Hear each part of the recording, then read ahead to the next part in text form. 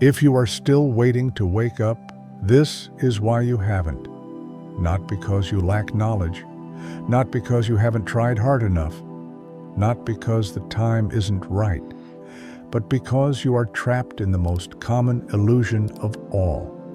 An illusion so ordinary, so normalized, that almost no one questions it. Most people believe awakening is something that happens one day, after enough effort, after enough healing, after enough understanding. They imagine it as a future moment. And that single assumption is the reason most never awaken. The Gnostics warned, what you wait for, you never see. In ancient Gnostic teachings, humanity was never described as equal in consciousness. Not morally, not socially, but perceptually. They spoke of three conditions of the soul, not as labels, but as states of awareness. And this teaching explains something uncomfortable: why some people awaken and most do not. The reason is not effort, it is not intelligence, it is not sincerity, it is orientation, where awareness points. Most people point their awareness outward, toward answers, toward teachers, toward systems, toward methods. They consume knowledge endlessly, books, videos, practices, and they confuse accumulation with awakening. The Gnostics had a word for this state: not asleep, but conditioned.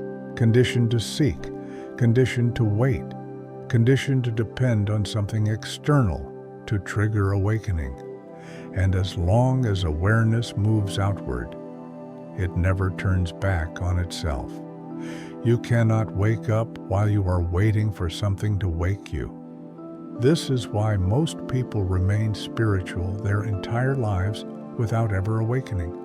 They replace ignorance with belief, confusion with identity, fear with meaning, and meaning becomes the new cage. The Gnostics said that what destroys the soul is not darkness, but what remains unexamined within. Imagine standing in front of a door you've been trying to open for years, pushing, pulling, knocking, only to realize the door was never locked. You were pushing from the wrong side. In the next part, you'll discover the three states of the soul described by the Gnostics, not as theory, but as a map that explains exactly where most seekers stop and why. Because once you see where awareness is trapped, you can no longer pretend not to see it, and that's when awakening becomes unavoidable. The Gnostics did not describe humanity as simply awake or asleep. They spoke of three conditions of the soul, not as moral judgments, not as labels of worth, but as states of perception. And understanding this changes everything. The first condition is the one most people never question. The Gnostics called it hylic. This is awareness completely identified with the external world. Here, reality feels solid, definite, final. Meaning is taken from survival status, pleasure, fear. In this state, consciousness reacts. It does not observe. Awakening is not even imagined. Life is something that happens to you. But here's what most modern spirituality misses. Very few people watching this are fully hylic. You already felt that something was wrong. That reality doesn't add up. That discomfort is what pushed you to seek. The second condition is where most seekers remain trapped. The Gnostics called it psychic. Here, awareness awakens just enough to sense illusion, but not enough to see through it. This is the seeker, the one who reads, practices, heals, meditates, watches videos like this. The psychic soul knows something is missing, but instead of turning inward, it looks outward for answers. This is the most dangerous state, not because it is wrong, but because it feels almost right. The psychic soul believes awakening is a process, a path, a ladder, a progression. It measures growth, more insight, more peace, more understanding. But the Gnostics warned, progress is not awakening, because progress still moves towards something, and awakening happens only when movement stops. The seeker is like someone circling a well.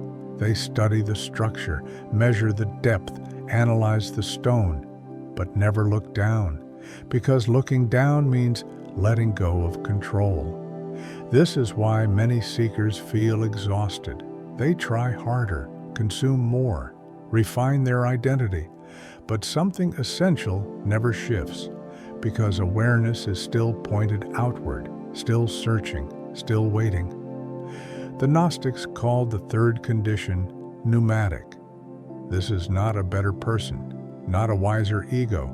It is awareness that has turned back on itself. Here, awakening is not achieved. It is recognized, not as an experience, but as what has always been present. The pneumatic soul does not seek truth. It sees. The psychic soul asks, "How do I awaken?" The pneumatic soul sees, "There was never a sleeper." That shift is not gradual. It is not earned. It happens the moment awareness stops moving outward. This is why most people never wake up.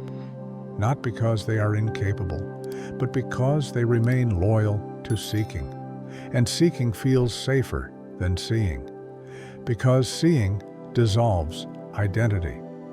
In the next part, we'll look at how modern spirituality keeps people trapped inside the psychic state, how healing, positivity, and even awakening culture reinforce the illusion, and why leaving the seeker behind feels like loss, even when it is freedom. Modern spirituality did not create a new path.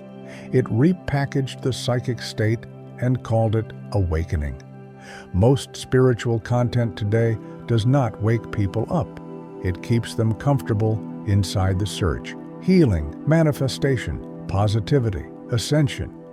All of it promises progress. Very little invites disappearance. Anything that strengthens the seeker cannot dissolve the illusion. Notice how modern spirituality works. It gives you an identity, a story, a role. I am healing. I am awakening. I am evolving. These identities feel meaningful. But the Gnostics warned, identity is the last refuge of illusion. You may have felt it. That subtle pride when you understand more than others. That quiet distance from people who seem asleep. That need to protect your spiritual identity. None of this makes you bad. It makes you human. And it reveals where awareness still clings. The ego does not fear spirituality. It uses it. The ego learns new language. It speaks of love, of light, of unity. But it still asks the same question. How does this make me more complete? The Gnostics called this the counterfeit spirit, an inner imitation of awakening that feels elevated but feeds separation. They warned that false light is more dangerous than darkness. Because darkness is obvious, false light feels sacred. This is why so many seekers feel stuck. They are calmer, kinder, more informed. Yet something remains unresolved, a subtle tension, a sense of almost. That tension is not failure. It is awareness pressing against its own cage. At some point, every sincere seeker reaches a crossroads. Either continue refining the spiritual self or let it dissolve. This is where most turn back, not because they are weak, but because dissolution feels like loss. Awakening does not add something to you, it removes what you thought you were. Modern spirituality rarely prepares you for this. It promises peace, but not disappearance. It promises clarity, but not emptiness. Yet the Gnostics were clear, what awakens is not the self. The self is what falls away. This is why awakening often feels quiet, not dramatic, not cinematic, not validating. It feels like something stopping, a movement ending, a story losing relevance. In the final part, you'll see what the Gnostics offered instead of seeking. Not a new belief, not a better system, but a correction so subtle that it dissolves illusion without effort. And once you see it, there is no way back to the search. The Gnostics did not offer a new path. They offered a correction, not something to do, something to notice. They said the problem was never ignorance, it was direction. Awareness pointing outward instead of inward. Searching instead of seeing. Waiting instead of recognizing. Awakening does not begin when you find something. It begins when seeking ends. Stopping does not mean giving up. It means ceasing to chase images of awakening. No more becoming, no more improving, no more arriving, just observing. Notice what happens when a thought appears, a fear, a spiritual idea, a desire to understand. Do not follow it. Do not reject it. Just see it. That seeing is not effort. It is already happening. The Gnostics said the divine spark does not need to be activated. It needs to be uncovered. And uncovering happens naturally when attention stops feeding illusion. This is why most people never wake up, not because they are unworthy, but because they never stop being seekers. And seeking keeps awareness moving. Awakening requires stillness. The one who awakens is not the one who knows more. It is the one who no longer needs to know.